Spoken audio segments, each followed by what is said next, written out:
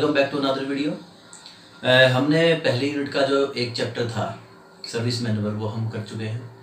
उसके बाद जो फास्टनर्स थे हम वो भी कंप्लीट कर चुके हैं लेवल 4 का। आज हम बात करेंगे यूनिट सेकंड का फर्स्ट चैप्टर जो कि है हमारा व्हीकल बोल्ट्स के ऊपर और स्क्रूज के ऊपर कि हम कौन से टाइप के बोल्ट्स यूज़ करते हैं हमारे ऑटोमोबाइल के अंदर और कौन से टाइप के जो स्क्रूज है वो यूज़ करते हैं। तो आइए बिना किसी देरी के स्टार्ट करते हैं। सबसे पहले मैं बता दूं कि बोल्ट क्या होता है। दो चीज़ें होती है, एक नट होता है, एक बोल्ट होता है। जो बोल्ट है जो लेंथ वाला हिस्सा होता है जिसके आउटर शेप पे चूड़ी कटी होती है, थ्रेड्स कटी होती हैं, उनको हम बोलेंगे बोल्ट। और जो बोल्ट होता है उसके अंदर की तरफ थ्रेड्स कटी होती है जो कि साइज में छोटा होता है, जो कि बोल्ट के ऊपर लगाया जाता है। ठीक है, इसके अब आगे बात करते हैं कि हमारे सिलेबस में कौन कौन से ऐसे बोल्ट हैं जो कि हम यूज़ करते हैं इंडस्ट्रीज़ में। अब देखिए लेवल 4 की बात करें हम ऑटोमोबाइल की +2 क्लास की, तो सिर्फ हम ऑटोमोबाइल के ऊपर ही बेस्ड नहीं रहेंगे बल्कि जो हमारा पूरा इंडस्ट्रीज है किस चीज़ पे वो काम कर रही है या उसके अंदर कौन कौन सी चीज़ें हैं, कौन कौन सी टूल्स हैं, हम उन सबके ऊपर बात करेंगे। तो मशीन सिर्फ ऑटोमोबाइल्स में नहीं हो सकती, मशीन हर इंडस्ट्रीज में होती है, चाहे वो कंस्ट्रक्शन साइट्स की बात करें, मैन्युफैक्चरिंग कंपनीज की हम बात करें, तो उन सब में जो है टूल्स और बोल्ट्स का यूज़ हमेशा होता ही होता है। तो चलिए हम इसमें आगे बात करते हैं। अगर हम बोल्ट की बात करें, जैसा कि आप देख सकते हैं जो बोल्ट की शेप है, अगर हम उसकी बात करें, उसको डिफाइन करेंगे, तो जो बोल्ट का जो चौड़े वाला हिस्सा है उसको हम बोलते हैं हेड, जो कि हेक्सागोनल होता है, जिसके अंदर षटभुज आकार की जो है शेप बनी होती है, जो कि हमें हेल्प करती है हमारे बोल्ट को टाइट करने में और लूज करने में। इसके बाद हम बात करेंगे इसके जो नीचे का है जो हिस्सा है उसको हम बोलेंगे शैंक। शैंक कौन सा हिस्सा है जिसके ऊपर हम थ्रेड्स नहीं कटी होती, इसके ऊपर थ्रेड्स नहीं कटी उसको हम बोलेंगे शैंक। और जो शैंक का जो रेडियस है वही हमारे जो नट की जो बोल्ट है उसकी जो रेडियस है वो रहेगी। इसके बाद हम बात करेंगे नीचे का जो हिस्सा जिस पे थ्रेड्स कटी हुई है उसको हम बोलेंगे थ्रेड्स, पूरे हिस्से को, और इसको बोलेंगे थ्रेड लेंथ। जहाँ थ्रेड कटी है वहाँ बोलेंगे थ्रेड लेंथ। और जो इसकी जो फुल लेंथ है उसको हम बोलेंगे नॉमिनल लेंथ। जो बोल्ट है उसकी जो हेड को छोड़ के नीचे की जो लेंथ है उसको हम बोलेंगे नॉमिनल लेंथ। ये दोनों का कॉम्बिनेशन है किस किस का, एक तो शैंक की जो लेंथ है उसका और एक है जो थ्रेड लेंथ है उसका। शैंक को हम ग्रिप लेंथ भी बोल सकते हैं, ग्रिप। इसके बाद हम बात करते हैं नट। देखिए नट देखिए जिसके अंदर इनर साइड में थ्रेड्स कटी होती है, जैसे कि आप डायग्राम में देख सकते हैं कि बोल्ट के ऊपर जो बीच में नट है इसके इनर साइड में क्या है, थ्रेड्स कटी होती है ताकि इसको कवर अप कर सके। अच्छा, इसमें एक चीज़ दिखाई गई है रन आउट। देखिए रन आउट का मतलब क्या है क्रिकेट की अगर हम बात करें तो भागते हुए जो है वो आउट हो जाता है। रन आउट का मतलब क्या है कि जितना थ्रेड्स का हिस्सा है उसके बाद उसके ऊपर स्टॉपेज लगाया हुआ है। जैसे हम बात कर लेते हैं ये हमारा एक किस्म से हम बोल्ट मान लेते हैं कि इस पे यहाँ तक सिर्फ इस हिस्से पर चूड़ी कटी हुई है और मैंने बोल्ट जो है इस पे कसना स्टार्ट कर दिया। तो नॉर्मल जो होते हैं हम वैसे प्रैक्टिकल तौर पे देखते हैं तो ज़्यादा थ्रेड है वहाँ तक आने के बाद नट जो है हमारा आगे मूव करना बंद कर देता है। वो बंद क्यों कर देता है, क्योंकि आगे जो हमारी थ्रेड होती है वो स्टॉप हो जाती है। लेकिन हम अगर ज़्यादा उस पर जोर जबरदस्ती करते हैं तो वो रन आउट हो जाता है, वो वहाँ से फ्री हो जाता है। इसलिए ये जो प्लेस दिया हुआ है ये लास्ट है कि आप इसको यहाँ तक कर सकते हैं, इससे ज़्यादा आगे जोर ना लगाएं, तो नहीं तो आपका जो बोल्ट है वो ख़राब हो सकता है। ये कुछ हिस्से थे स्पेसिफिकेशन से हमारे बोल्ट के बारे में। अब हम आगे बात करेंगे बोल्ट के ऊपर जो थ्रेड्स कटी होती है, दैट इज़ वेरी इंपॉर्टेंट। देखिए थ्रेड्स जो है काफ़ी टाइप की होती है, ठीक है। जो चूड़ियाँ हम इनको बोल सकते हैं, हम हिंदी में जो है थ्रेड्स को चूड़ियाँ बोल सकते हैं, ये दो तरह से कटी होती है। देखिए कुछ नट्स आपने देखे होंगे जिसके ऊपर हम बोल्ट चढ़ाते हैं तो क्लॉकवाइज करते हैं, क्लॉकवाइज टाइट होता है, वो एंटी क्लॉक ओपन होता है। लेकिन कईयों में आपने देखा होगा कि वो एंटी क्लॉक टाइट होते हैं और क्लॉकवाइज जो है ओपन होते हैं। तो ये दोनों में क्या है, लेफ्ट हैंडेड थ्रेड्स कटी होती है, एक में राइट हैंडेड कटी होती है। इसलिए इन्हें लूज करने के और टाइटन करने का जो मेथड है क्लॉकवाइज और एंटी क्लॉक दोनों का अलग अलग रहेगा। इसके बाद हम बात करते हैं थ्रेड्स के ऊपर।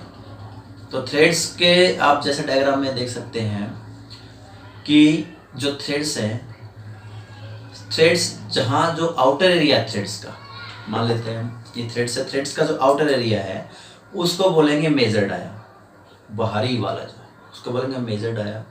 थ्रेड्स की जो डीप है, डीप के अंदर बिल्कुल गहराई में, जो गहराई में जाके जो एक लाइन सी बनती है उसको हम बोलेंगे इनर, और इन दोनों के जो बीच में हम रखेंगे उनको बोलेंगे पिच लाइन हम बोलेंगे, या पिच डाया हम बोल सकते हैं। अब देखिए थ्रेड्स कटी होती है तो एक एंगल पे कटी होती है। ये जो वी शेप बनती है इसको यहाँ पे हम मेजर करते हैं थ्रेड्स का एंगल।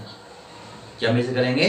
थ्रेड्स का एंगल, जैसा कि आप डायग्राम में देख सकते हैं। इसके बाद आगे बात करेंगे जो थ्रेड्स की बाहरी आउटर शेप होती है उसको बोलते हैं क्रेस्ट, बिल्कुल बाहर का, और जो इस पे एंगल होता है उसको बोलते हैं फ्लैंक।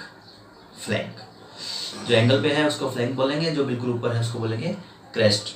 और सबसे बड़ी बात कि इसमें पिच का बड़ा महत्व है। पिच कहाँ से हम देखिए, पिच को मापने का एक आसान सा तरीका मैं आपको बता देता हूँ। इनर डाया और आउटर डाया, एक तो है थ्रेड की पीक और एक थ्रेड है बिल्कुल बेली। तो अब हमने करना क्या है कि जो पीक है और बेली है उसका जो मिड, वो क्या बोलेंगे? पिच। तो जितने भी थ्रेड्स हैं उसके पिच से मापेंगे, ठीक है जी, जैसे कि आप डायग्राम में देख सकते हैं। ये कुछ बेसिक इंफॉर्मेशन है थ्रेड्स के बारे में और वेरी इंपॉर्टेंट। इसके बाद हम बात करेंगे, अब ये देखिए बेसिक डिफरेंस आप समझ गए नट और बोल्ट में क्या होता है। जो बोल्ट होता है उसमें आउटर साइड में चूड़ियां कटी होती हैं और जो नट होता है उसके इनर साइड में कटी होती है। अब जैसा कि आप स्क्रीन पे देख पा रहे हैं कि यहाँ पर कुछ क्लासिफिकेशंस दी हुई है। क्लासिफिकेशंस हैं नट की।